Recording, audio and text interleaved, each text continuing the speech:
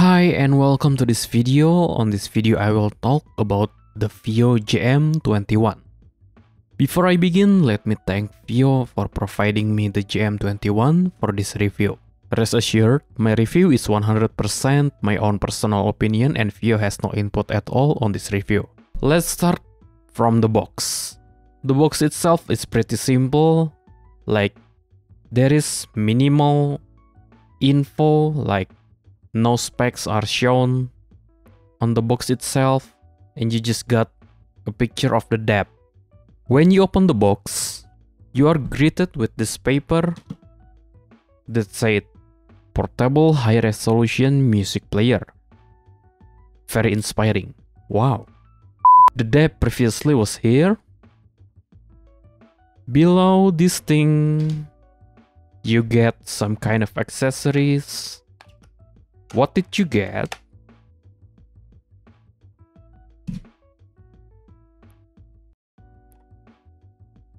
Okay, a quick start guide, USB A to USB-C cable,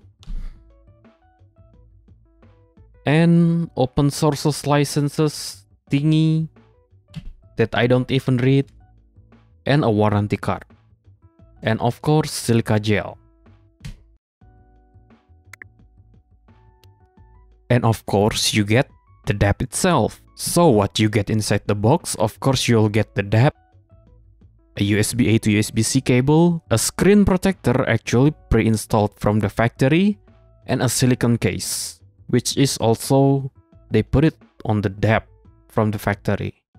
And you get a quick start guide, warranty card, and that open source card. Let's talk about the build quality. The JM21 feels solid to hold, but I do wish that the back cover was made from metal. The back cover is actually made from plastic, which is fine, but it feels kinda weird. Because the blue front frame is actually made from metal, while the back case is made out of plastic. On the front, there is a 4.7-inch screen, which looks fine, but don't expect super high quality smartphone-like screen. On the left side, you can find power and volume button, and on the right side of the device, there is a playback control button and a micro SD slot. The JM21 has a 3.5 single-ended that supports PDIF out, line out, and of course a 4.4 balance port. As for the specs, the JM21 uses a Qualcomm Snapdragon 680 with 3GB of RAM and 32GB of internal storage, but only around 22GB is usable. For the audio specs itself, the JM21 uses dual CS4 3198 and dual SGM 8262. As for the output power, the JM21 is rated at 245mW at 32 ohms single-ended and 700mW at 32 ohm balance port. As for the battery life and charging time, I test the JM21 on its single-ended port using Spotify offline playback and VIO FP3 planar IEM. The battery life lasts for around 10 hours. It's decent but not as long as rated, probably because the FP3 is not the most efficient IEM. The charging time with my 30W Anker power delivery charger, it charged fully in less than 2 hours. As for the features, you can use the JM21 as Android DAB, Pure Music mode, AirPlay, Bluetooth receiver, as a transport for another device, line out and SPDIF to connect to other equipment, and USB DAC for your PC. Okay, let's talk about the sound. For the sound itself, I will compare the JM21 to the VIO KA15. Why did I compare the JM21 to the KA15? Because both use the same DAC and amp configuration. For the sound section, I test the JM21 using the Hi-Fi Main HE400SE, VIO FP3, and Sennheiser HD650 with fast roll-off linear phase filter. My first impression when using the JM21 is that this device really reminds me a lot of the KA15 dongle. It sounds like a slightly more polished version of the KA15. The JM21 to my ear sounds slightly warm, with non-smooth out but non-offensive treble, with full and bouncy bass. One thing I noticed is that the JM21 has a cleaner, darker background compared to the KA15. Probably thanks to its built-in battery and good power filtering on the DAP itself. For the sound description, I will repeat much of what I said about the KA15 in this JM21 review. Let's start from the bass. The bass itself is full, bouncy, it has a good punch without sounding blunted. Sub-bass extension is good but could be better.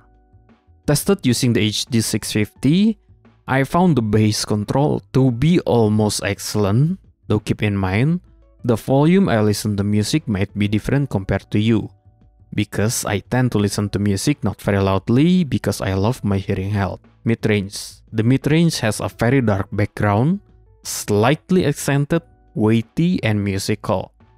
The mid-range of the JM21 is almost similar to the KA15, but feels much more polished. It sounds very pleasing to listen to. It is on the weighty and musical side, but Vio does not really overdone it to make it sound too thick or dull sounding. As for the treble, it's honest, non-offensive, and has good extension. I feel like the JM21 has a little bit more definition compared to the KA15. While I use, let's say, a high impedance or a low sensitivity cans like the HE400SE and the HD650, those cans both actually work even with only single-ended mode. But with balance, I feel both cans have superior control to its driver, probably due to more power of the balance port. As for the technicalities, it's very good for a 200 USD Android DAP. Let's start from the stage. The stage itself is white with very good stage layering. For the stage, I can say the JM21 punches above its price class. Imaging, good. The JM21 has no problem rendering holographic imaging if your cans can render it. Though it won't do magic by making your super budget cans, let's say a KZ-IEMs, to suddenly become holographic. Separation and positioning is very good, thanks to the excellent stage layering. The placement of sounds is very good and precise. I can easily pinpoint and discern what and where the sound is coming from with the JM21. No complaints here. The tone retrieval, very good. It can extract a lot of micro detail and a bit better than the KA15, thanks to its cleaner and darker background, which is crazy, knowing the fact that JM21 costs under $200 and it's an Android device. Basically, the JM21 is another great product offering with crazy value from Vio. Basically, they put KA15, make it a little bit better with proper clean power filtering, add a screen, processor, RAM, battery, and boom, call it the JM21. So, the conclusion of this review. If you're in the market for around sub 200 USD Android DAP, which is still pretty rare, I can wholeheartedly recommend the JM21. It offers musical and easy to listen tonality, very good technicality, a good build quality but could be better, and it's Android based. You can practically use the JM21 for a lot of purposes. Like you can make it as your transport for another DAC, amp, a Bluetooth receiver, a USB DAC, and much more. And of course, because it is an Android device, you can use streaming services like Spotify, Apple Music, Tidal, and much more. To be honest, the JM21 is setting the bar pretty high for a low-cost Android DAP. And I like it. Why? Because we as consumers get all the benefits. Other brands are forced to make low-cost Android DAP to compete with this one. So expect more budget Android DAP to be released by other brands, thanks to the JM21. I mean, the more the merrier, right? Also more options for us as consumers to choose. That's all from me for now. Thanks for reaching this far, and if you found this video helpful, hit the like button. Want more video like this? Hit subscribe, and please share it with your friends.